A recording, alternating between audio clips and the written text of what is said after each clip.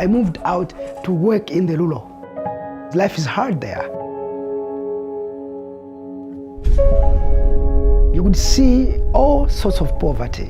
There was hunger, they could not have enough food, and you could see children being malnourished. There's no running water, there's no electricity, So growing up in poverty, it's a difficult thing. During that time, it was so painful.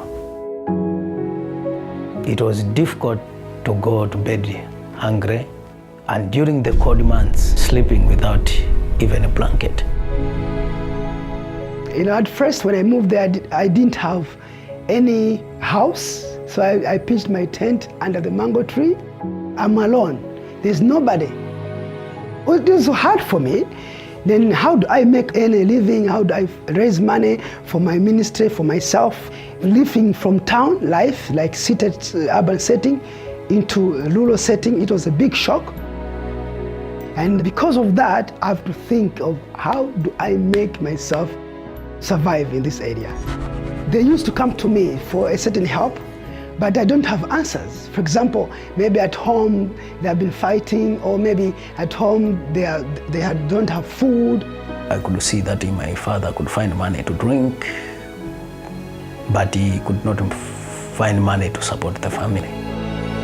By that time, I thought that if my father can die, then I'll be at peace.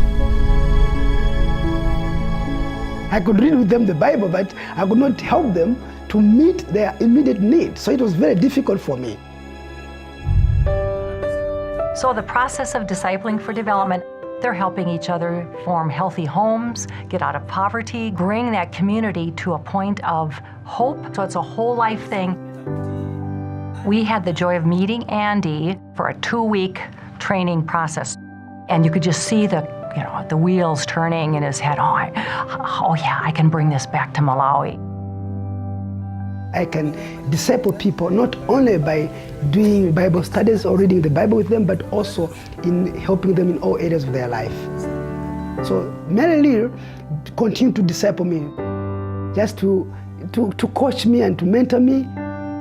Andy's heart was just totally bonded to the Lord, and then of course we just bonded with him. He just needed tools.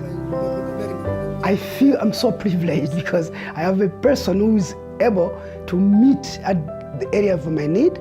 At the same time, it's kind of a mother and a son relationship. What's beautiful about our relationship with Andy, who calls us Dad and Mom, he has taken the vision of making disciples in a whole community and investing himself in so many ways that we never could. Because of this whole life discipleship program, people are able to see where they can find all what they need. So I joined in their enterprise of farming. So I'm a farmer. So at first it began with me. So I need to practice those skills as an individual person. And since they have worked out well with me, it is easier for people to see that it's workable. Has earned me a place in the village whereby people come and learn, and as they learn, I also share the story of Christ. It's when I met Andy, I started asking questions. So through the programs of Navigators, I was able to forgive my father. And I shouted with joy, and I danced that day. I developed a team of 12 people.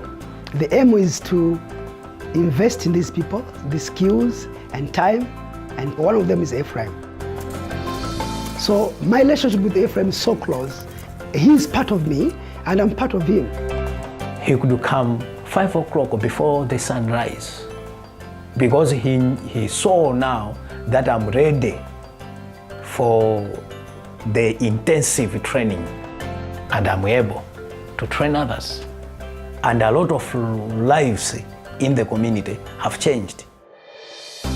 I was trained by Mary, and I've trained Ephraim. And Ephraim is training other guys who are going out into other villages. Villages around Chilumba are going to be transformed. And even not only Chilumba, villages closer to Chilumba are going to also be transformed. In so doing, we're seeing a nation, like in the whole Malawi. That's our vision, to see the whole villages in Malawi are getting transformed through this process that has begun here in Chilumba. It is so exciting to see what's happened in Malawi. We want to see this going all over Africa, Eastern Europe. We want to see God's people being risen up to be lights for Him in the Philippines, in Thailand, and all over the world. To see God's people being God's people. That's what we're supposed to be.